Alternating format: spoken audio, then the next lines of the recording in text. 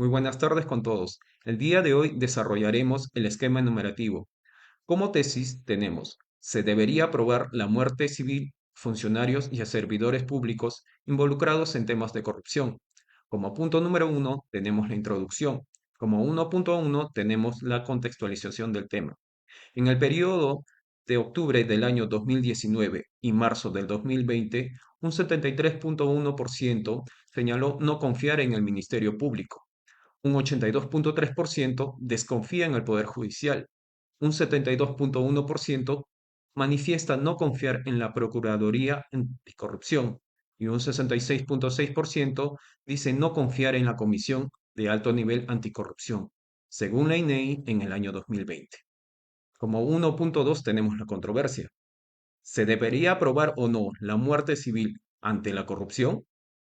Como 1.3 tenemos la postura. Se debería aprobar la muerte civil ante funcionarios y servidores públicos involucrados en temas de corrupción. Y finalmente tenemos el 1.4 que viene a ser la anticipación. A continuación, se dará a conocer los dos argumentos que defienden la postura.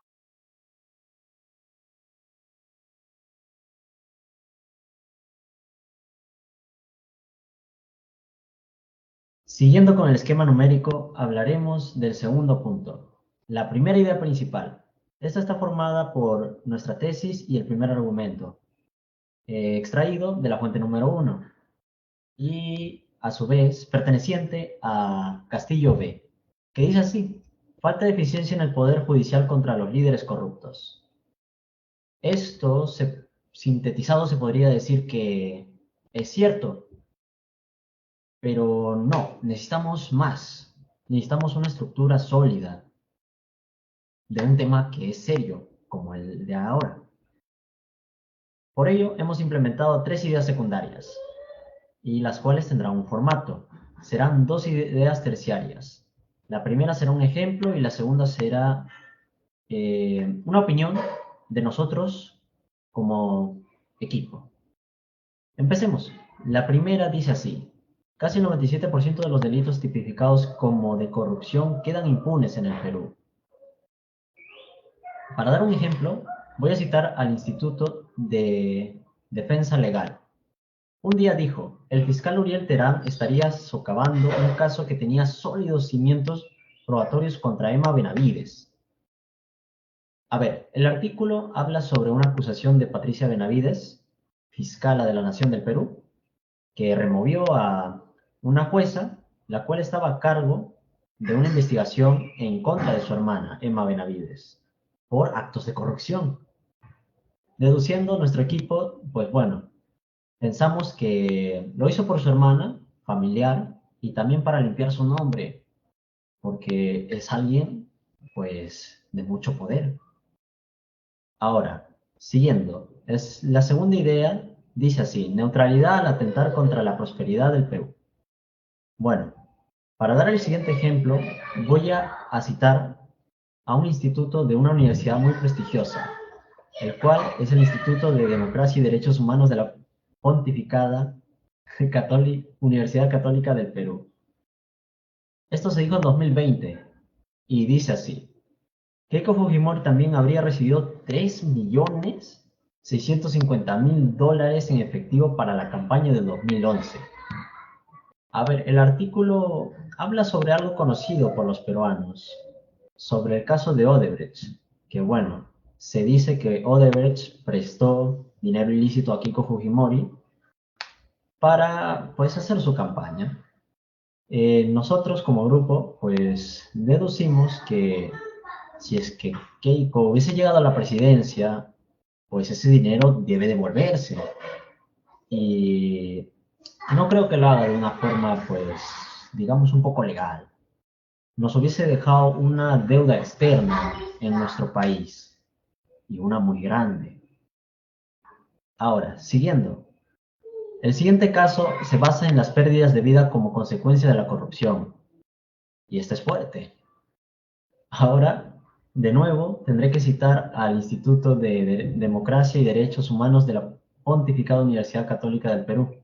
Este artículo también se hizo en el 2020 y dice así: no puedo tolerar alternativas que posterguen la inmediata acción de la justicia, ya sea esta administrativa, penal o de cualquier otra naturaleza. Los casos de corrupción que terminan afectando al derecho a la salud de las personas.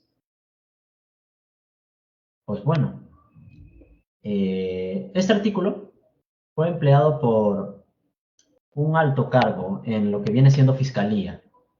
Y pues bueno, la persona habla de que, pues, al haber corrupción, se pueden detener cosas demasiado importantes, como por ejemplo vendría a ser la construcción de hospitales. Eso, pues bueno, generaría a su vez que muchas personas no se puedan atender y con ello generaría muertes. Y así daría sustento a la pérdida de vidas como consecuencia de una corrupción. Como equipo, nosotros hemos dado ese argumento de que se abstenga la construcción de hospitales por temas de corrupción y a su vez eso genere muertes. Bueno, reafirmando el argumento, pues acá nosotros hablamos de delitos, los cuales actualmente, de momento, no se llegan a, no se llegan a castigar de una forma determinante, de una forma recta por el Poder Judicial, ya sea por la debilidad o porque grandes poderes, porque a los que tienen que castigar son personas con mucho poder. Se propone legalizar la muerte civil para funcionarios, incumplidores o traidores, incluyendo la pena de muerte, prisión o multa, enfatizando la necesidad de extrema cautela, debido al impacto negativo de la reputación del país. Al respecto, al punto anterior, Jorge Medina, el ex integrante de la Comisión Presidencial de Integridad, nos da su punto acerca de la muerte civil a funcionarios que cometen delitos de corrupción, diciendo así que la corrupción en el Perú es un problema complejo, se manifiesta mediante redes y sobornos. La eficacia de medidas contra la muerte civil depende de la aplicación judicial y requiere colaboración entre nosotros para reformas efectivas, dándonos a entender que la falta de coordinación entre el Poder Judicial y el Poder Ejecutivo ha impedido la implementación de reformas anticorrupción, perpetuando el aumento de la corrupción y mostrando nuestra invisibilidad dentro del sistema estatal. Respecto al punto anterior, el abogado penalista Carlos Caro nos responde acerca de qué aspectos positivos y negativos se encuentran dentro del decreto legislativo número 1243, donde nos dice que el decreto anticorrupción propuesto tiene limitaciones al aplicarse solamente en casos específicos relacionados con grupos organizados o programas estatales, excluyendo situaciones individuales y faltas de pruebas, lo que reduce su efectividad. Según Caro, nos dice que el decreto anticorrupción es limitado al excluir casos individuales y faltas de pruebas, lo que reduce su efectividad como tal.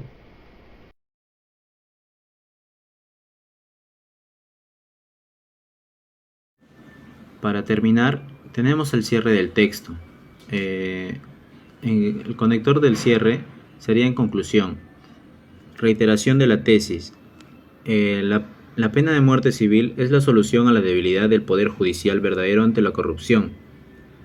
En la síntesis de cada argumento, tenemos que implementar la pena de muerte con fin de bajar altas tasas de corrupción a causa de la falta de eficiencia en el poder judicial contra los líderes corruptos.